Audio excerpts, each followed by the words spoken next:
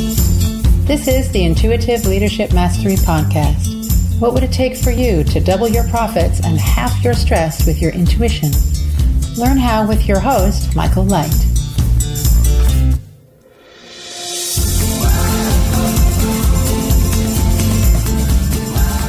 Hi, welcome back to the show, and I'm here today with Carrie Roldan, and she is an amazing body-mind business mentor, and she just helps heart-centered entrepreneurs get totally aligned with their business and improve their leadership, so everything just flows easy.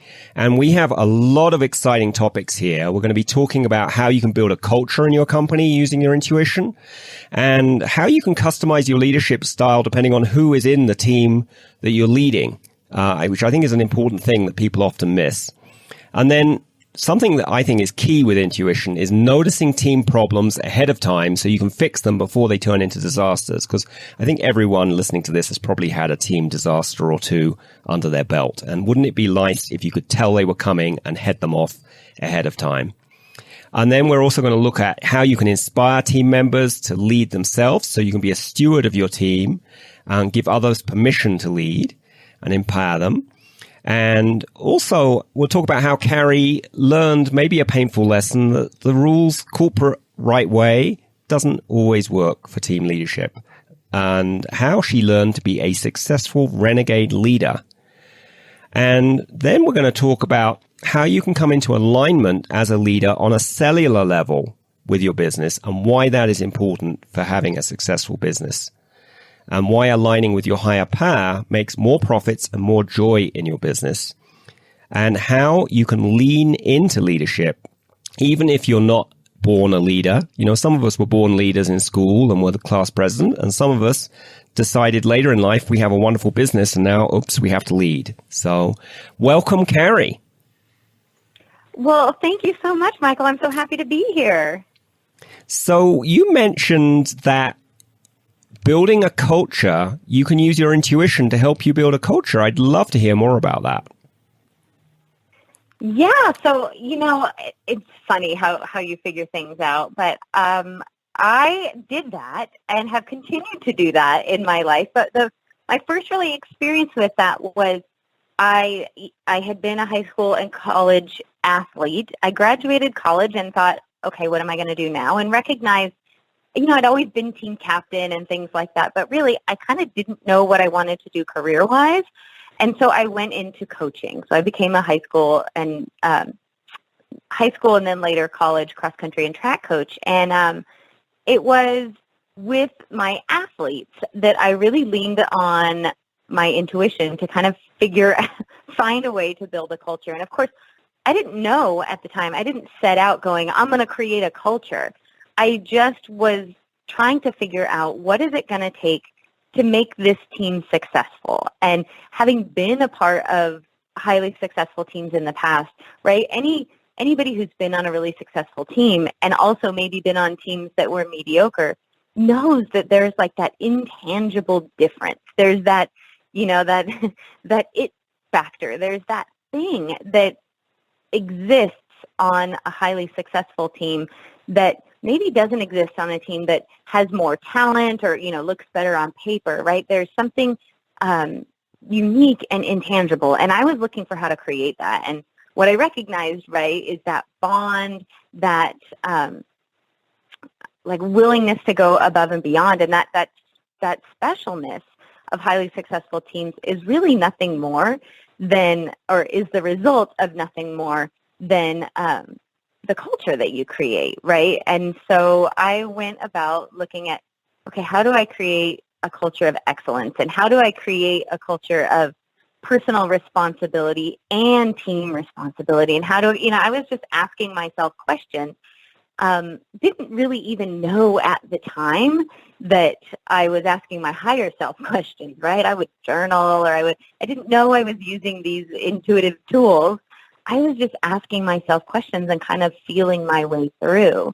But what I found is the trick, right? The trick for me was that I wanted to create a culture where of excellence, right? I wanted to create a culture where people weren't just trying to be the fastest runner that they could be, but they were really trying to use running to become the highest version of themselves.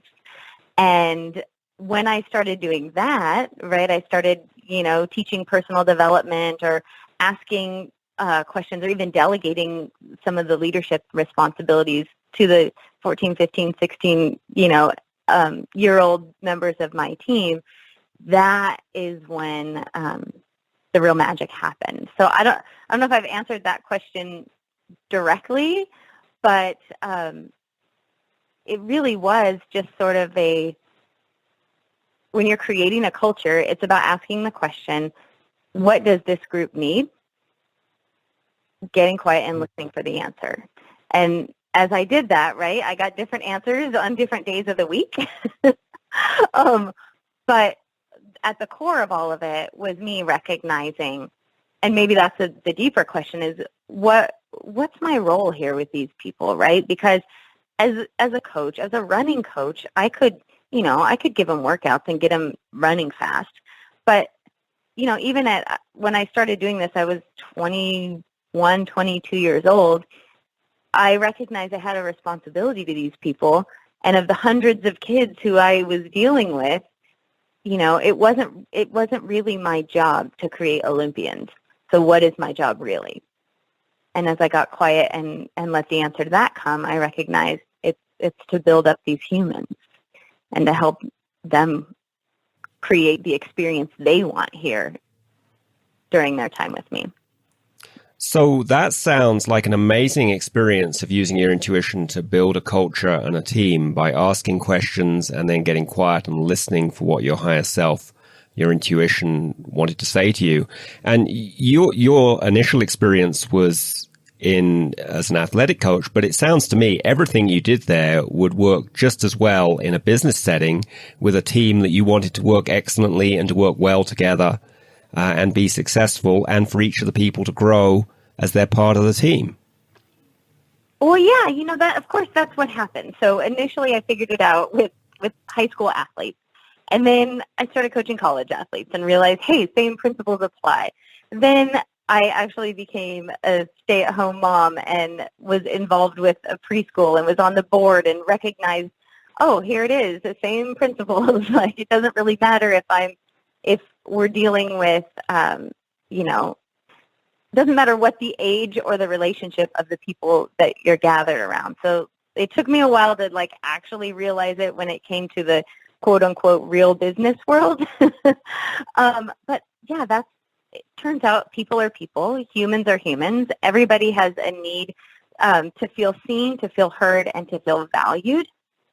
And when you lead with your intuition, I would say 9 times out of 10, probably 100% of the time, but for sure 9 times out of 10, your intuition is going to give you responses that are going to help the people who you surround yourself with feel seen, heard, and valued. Your intuition, my intuition at least, has never steered me in the direction of, let's ridicule them or let's make somebody a scapegoat, or it doesn't work that way.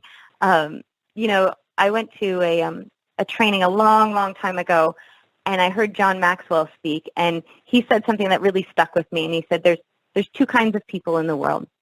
There are lifters and there are leaners, and you can tell who they are by the way you feel when you see their phone number on your caller ID.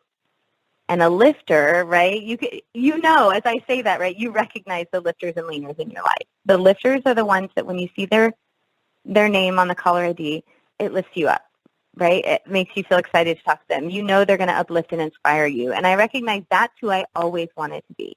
I always wanted to be the lifter, because the leaners, right, those are the ones that they walk into the room and they bring the energy down, or you ask them how they're doing and they say, I'm all right, but, and then they, launch into their story. And, so often, especially in the corporate world or, as bosses even, we become leaners because we're complaining about the way things are, or we're scapegoating other people, or right?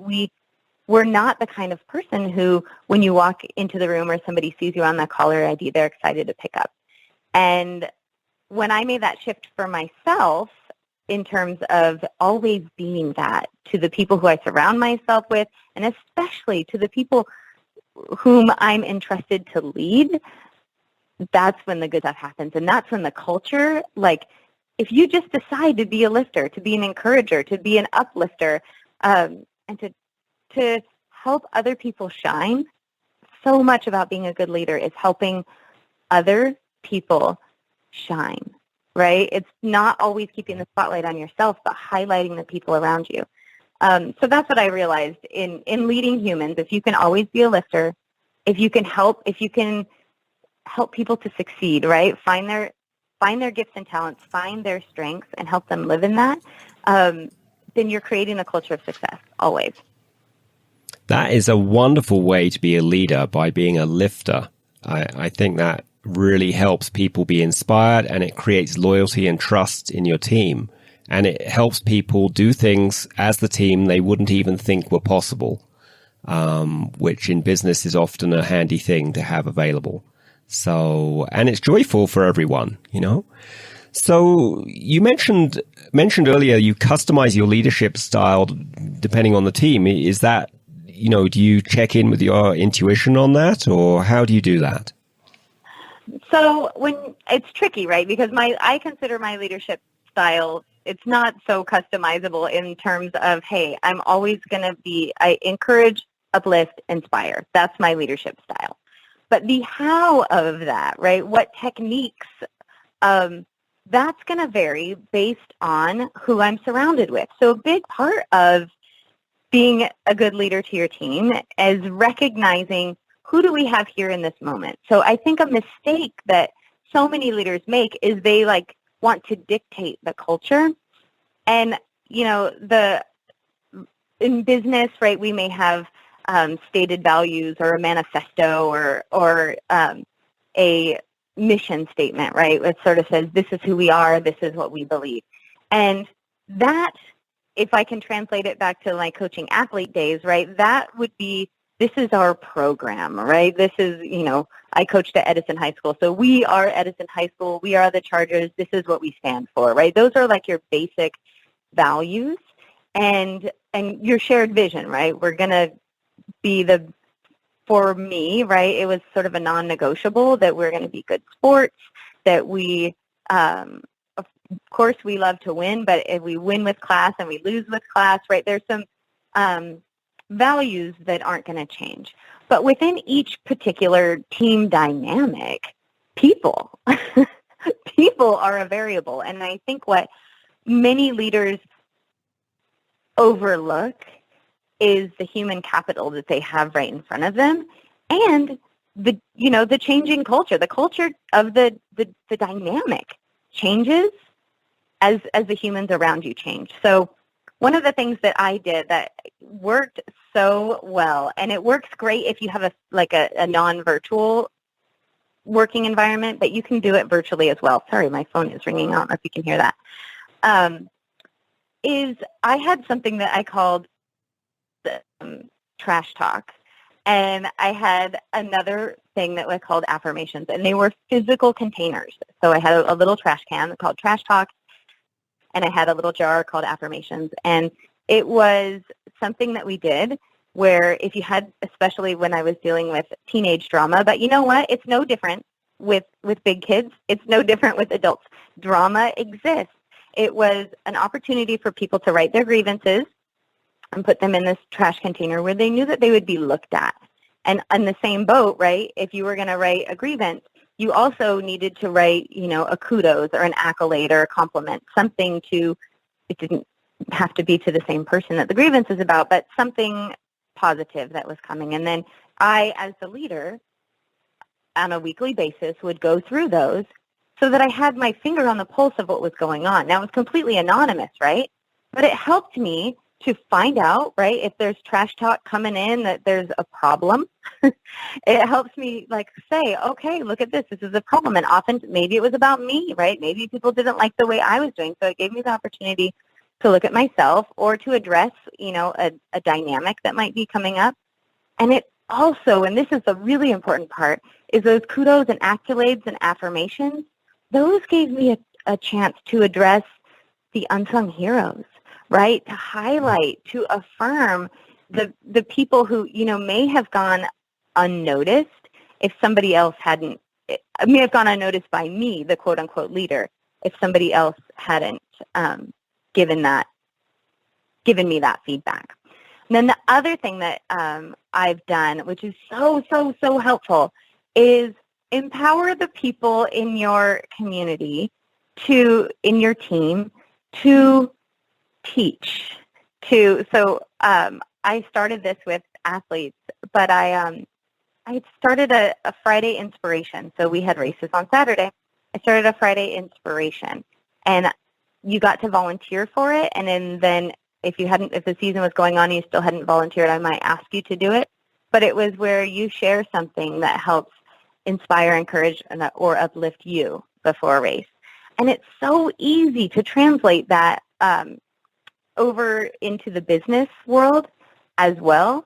As long as you have a clear direction where you're going, you can empower the members of your team to encourage, uplift, and inspire each other. You can hand the microphone to them, so to speak, to get to empower them to share their gifts that maybe you didn't know they had, but more importantly, that complement your own, because you just can't be everything to everyone on your team.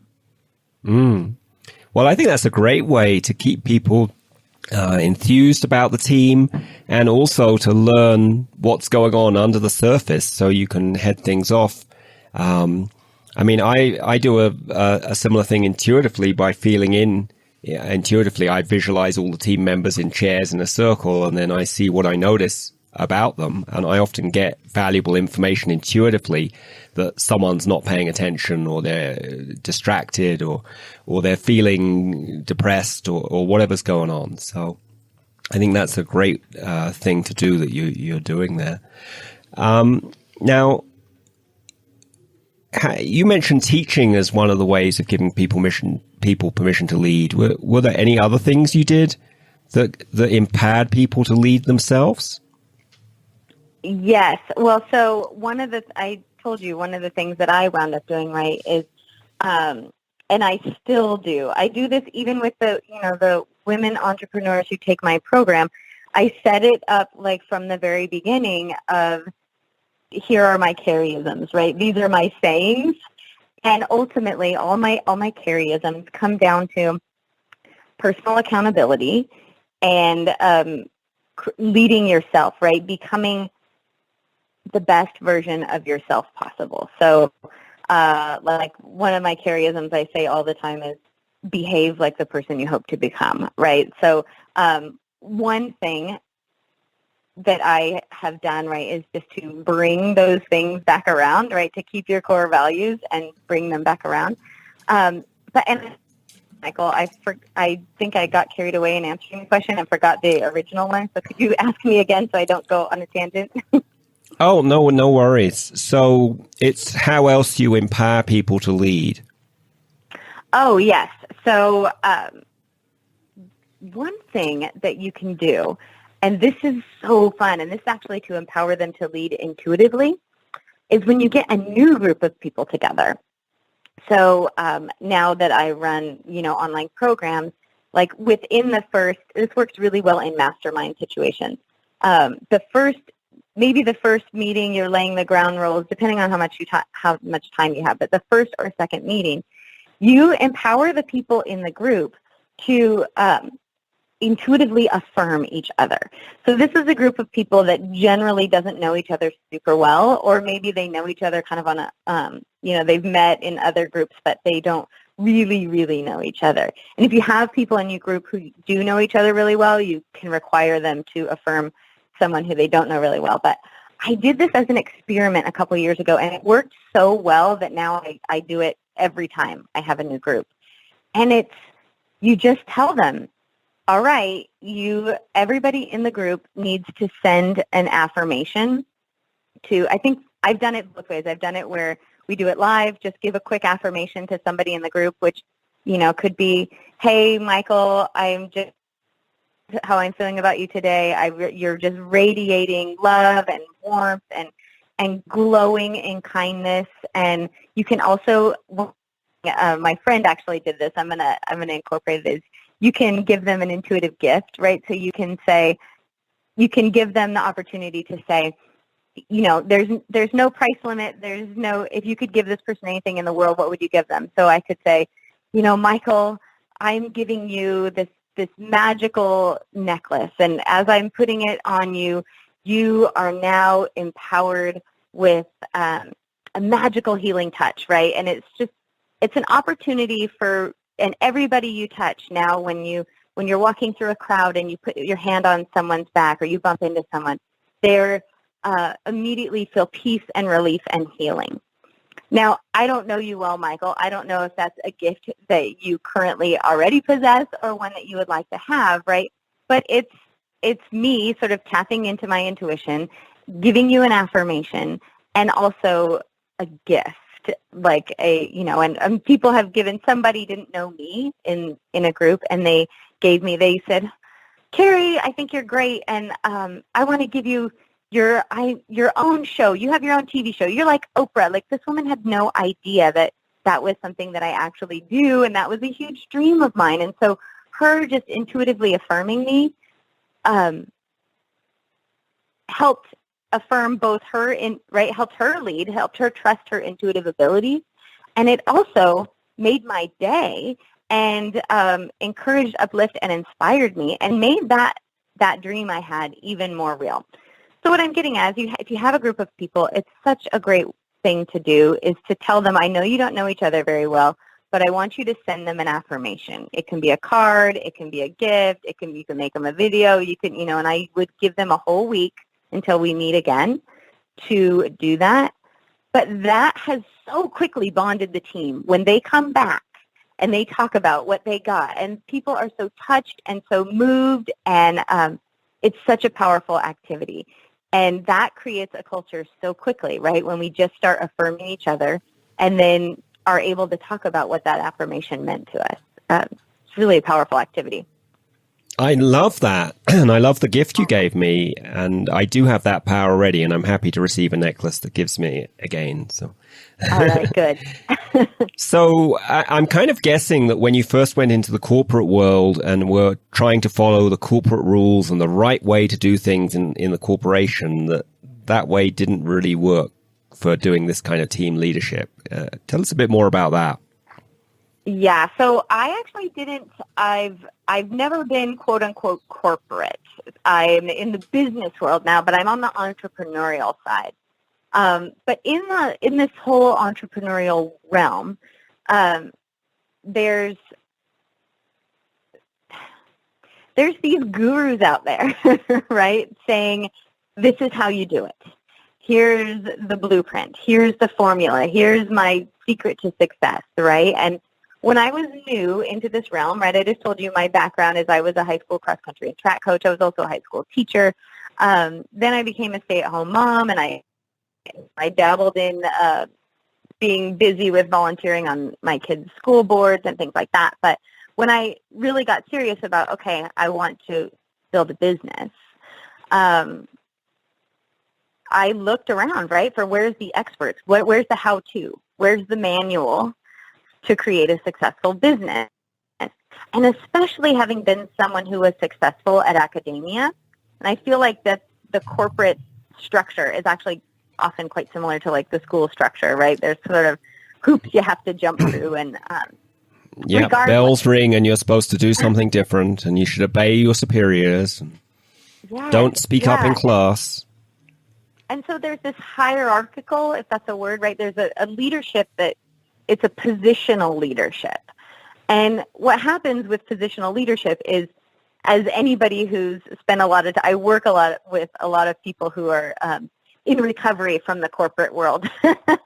But whenever you have a leadership style that is hierarchical, what you wind up doing oftentimes by accident is promoting people to their level of incompetence, right? I'm sure you've heard that before. Like, you're good at the job, so let's promote you and see if you're good at the next job. Yeah, I think that's called the Peter Principle.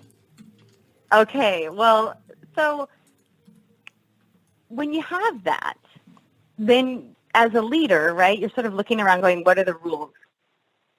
What are the rules of leadership? How do I do this well? And you're looking to other people, like, how do they do it? Well, and so you wind up oftentimes being inauthentic and doing things the way that you think you should instead of the way that's really right for you. And that's exactly what happened to me when I tried to transition into this world of online entrepreneurhood. Is I looked around for the experts and I tried to do it the way that they did it. And I can't even tell you how much time, effort, energy, and money I invested in people's programs and products, and that promised that if I just did exactly what they did, I would get their $1 million results too. And being a good student, I did exactly what they did, and I didn't get their $1 million results. And so it took, it's okay, right? Because I think it was part of the journey. I think I had to, that was my learning to really trust my intuition. So up until I came into the business world, I was a great intuitive leader, but I didn't really know it because it was all intuitive and because it lined up with my experience and my training, so to say. And I was a really great culture builder of women's teams, but there weren't that many other women coaches in the world that I was surrounded in. And so I kind of felt like, well, I know how to do this because I'm a woman. And it wasn't until I hit the business realm where there's plenty of other successful women, there's plenty of other successful women that I recognized, okay, I'm just going to have to do it my way because doing it these other people's way isn't fun and it's not paying off and I'm miserable, and it's either, quit and go do something else or stop and just do what feels right. Just follow my joy. I spent a lot more time journaling. I actually wrote a book about a big part of my process called Run Yourself Happy, where I started to take my spiritual practice with me out on my runs and realized, the answers are all here. They're all inside of me. I just have to learn how to connect with them. I just have to, just like I did all those years ago when I was journaling about what to do as a coach, right? Now in business, I just have to do the same thing. I just have to come into alignment with the wisdom, the guidance, the perspective, the intuitive knowing, right? All of that information that is coming to me so that it can come through me. So I don't know if I answered that question, but I could talk forever. Oh, you did. Well, we have a few minutes left. So that sounds like your way of being a renegade leader, that you follow your intuition and you do it your way. Is that right? Yes, and I keep giving other people permission to do it the same. I mean, I think that's a coach's job, is to say, okay, stop, right? There's a way that so-and-so does it. What are you gifted at? What are your gifts? I mean, it goes all the way back. Where do you feel most confident? It's the same stuff I would talk to, athletes on the track. Like, don't try, if you're not a kicker, don't wait till the kick to win the race, right? Like, what do you need to do to feel confident, to feel empowered out there on the track? Turns out it's exactly the same thing in business. It's really getting in touch with our strengths. And I know we just have a few minutes left, but this is such an important point. I want to make it. So our people think that strengths are things that you're good at and weaknesses are things that you're bad at. But really, a strength is something that while you do it, you feel most fully alive. You feel empowered. And a weakness is something that when you do it, you feel depleted. So many people have tried to build businesses around skills that they have, right, thinking they were strengths because they're good at them, but the doing of them depletes them. And so all I help people now do, right, I help them come into cellular alignment, which is a whole different conversation. But once we get them there, it's okay. So now let's lean into leadership your way. What are your strengths in the way that I've just defined them, right? What are the things that when you do them, you feel most fully alive and empowered? And then that's the beauty of building a team, right, is then you can surround yourself with people who feel empowered doing the things that deplete you. Right. So that way they can do what empowers and makes them feel alive. And you can do what makes you feel alive and empowered and brings you joy. And then everyone is doing so much better because we're not trying to do our weaknesses or deplete us. Yes. So, but it's so important to recognize just because you're skilled at something, just because you're really, really good at it, if the doing of it drains you, it's not a strength. It's just a skill. And that's a distinction I feel like we don't learn in our education system. We don't learn even in the corporate world. They tell you like, oh, you're really strong at this. When you have your yearly reviews, right? They point out you're strong at this, you're great at that. But that's where you have to trust yourself and trust your intuitive knowing and trust your body. Your body is this, this finely tuned instrument to give you feedback. It's, you and I were talking about this, Michael. It's that connection point between your, the personality that you think is you and the higher, bigger, more wise version of all that is you, right? Your body is the connection point. It's the communication vessel. So if you're, I'll stop. So why is being clear about your body so important for a business intuition? Oh boy. Well, so this is actually where I'm currently helping a lot of women and a few men, and I stumbled across it, right? I mean, knowing my background, knowing I've been an athlete my whole life and then a coach of athletes, it's not surprising that my physical body is part of my intuition. And, I recognized several years ago that, actually running for me is super important. It's as or more important than meditating or journaling because there's something about, I like to say, sometimes you have to get your body tired to quiet your mind. Like you have to tire your body in order to quiet your mind. And that's been so true for me. Like if there's restless energy, I actually need to move. I need to shift my energy. And there's something so amazing and symbolic about opening your front door and crossing that threshold and moving your physical body from one energetic space to another. And I like running because I think about it as moving forward in the world. And what I recognize, right? But what I recognized a couple of years ago was... And that could be whatever exercise works for people, whether it's dance or walking or swimming or anything that moves their body. Yes. I have some biases for running, clearly. There's something about activities that use both sides of the body the same way. So like running or cycling or walking, I'm trying to think of another, like roller skating, anything where you're like rhythmically moving both sides of your body in the same way that starts this meditative thing that I think is really, really powerful.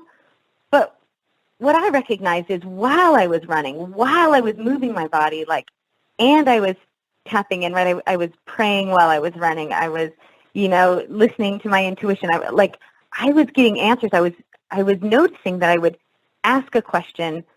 I could feel myself, I wasn't even saying it out loud. I could feel myself asking in one part of my body and receiving the answers in another part of my body, like hearing, right? So that was sort of my first, whoa, my body is, it's an antenna and it's a receiver.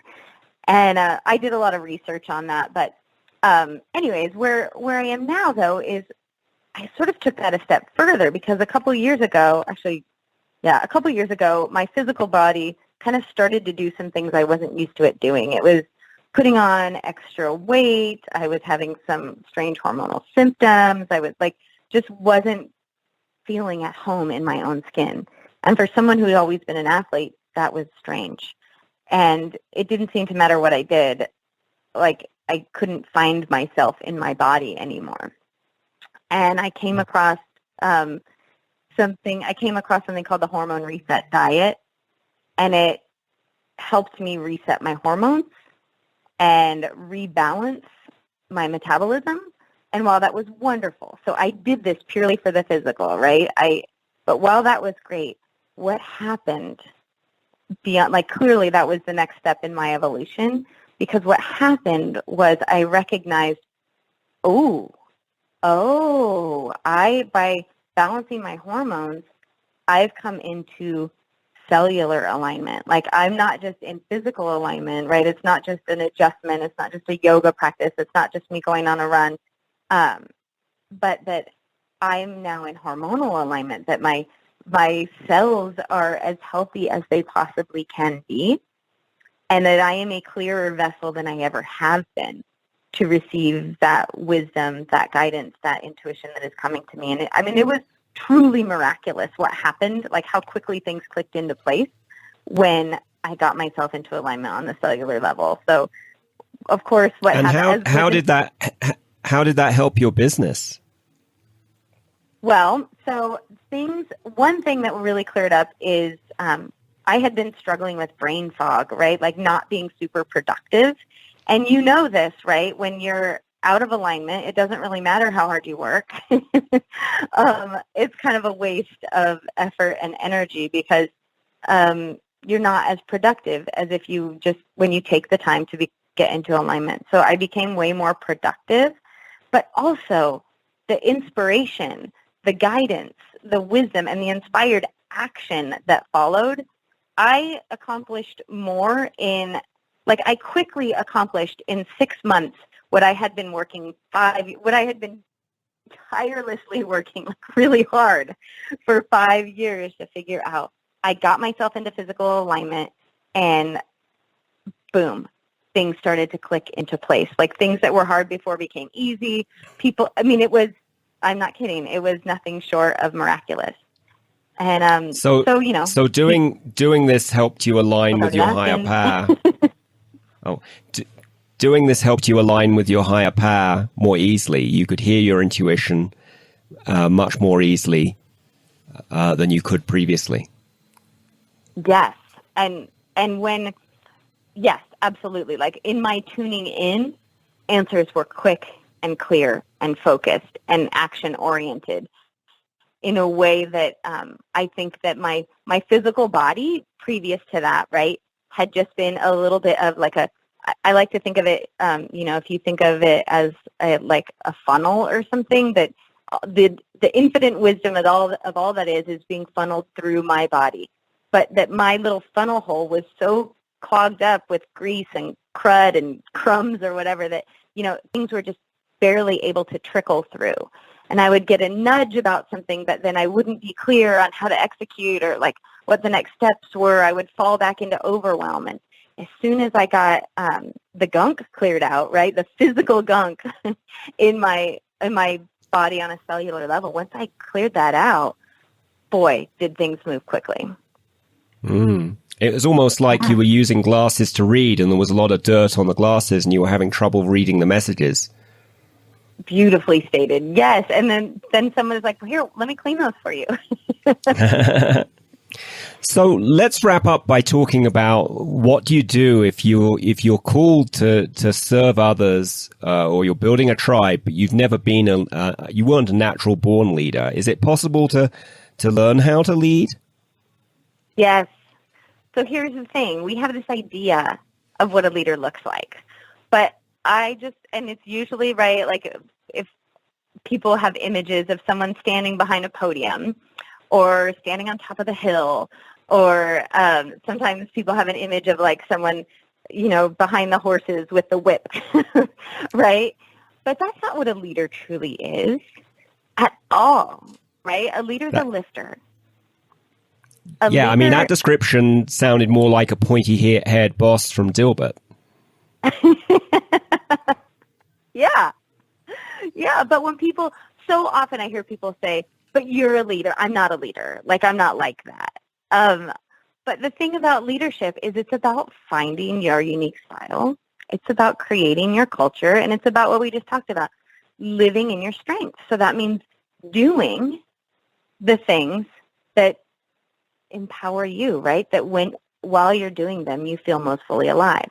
So some people are going to lead through, like some of the most amazing leaders I've ever known have actually been people of very, very few words. Very few words. But their words are so powerful, right? That when they speak, we hang on their words because they lead by example.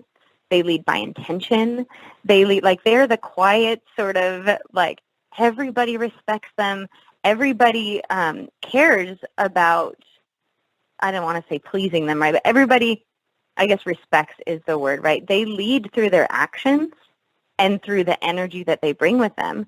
And when they have something to say, we tend to think it's profound because they don't often have a lot to say. But that's still a leader. Even when you're the boss, you can lead that way. You can lead by example and by intention and by continuing to live in your strengths. All you need to do is empower those people around you to do the same thing. The best leaders lift other people into leadership, right? Like that, I always have thought that's my role. Like my role is my role is to help you find your thing and shine with it.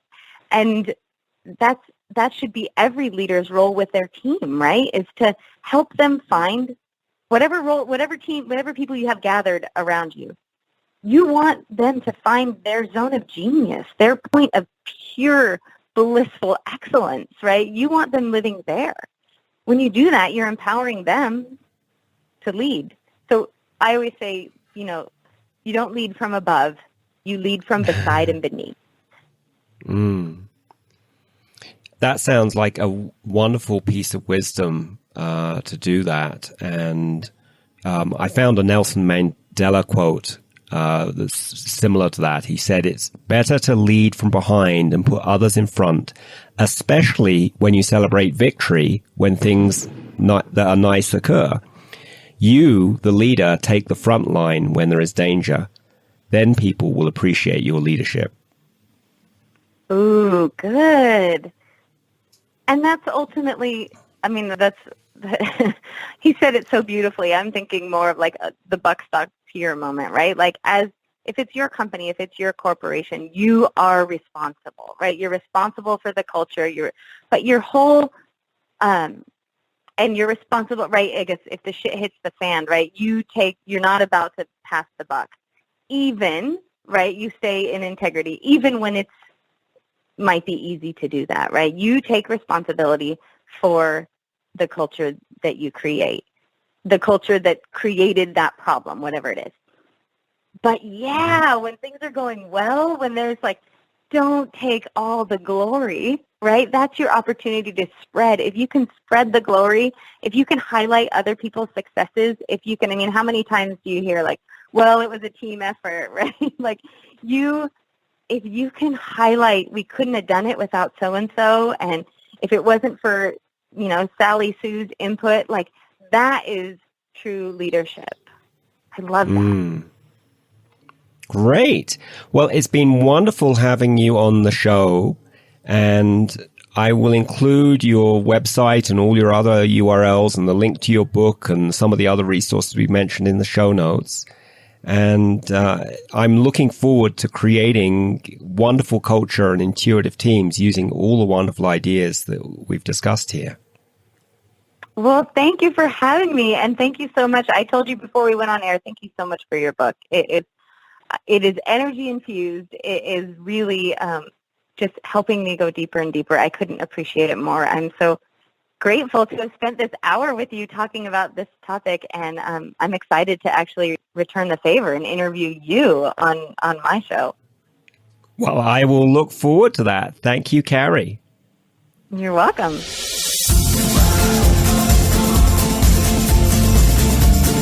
Get strategies and show notes at intuitiveleadershipmastery.com. What would it take to see you here next time on the Intuitive Leadership Mastery Podcast?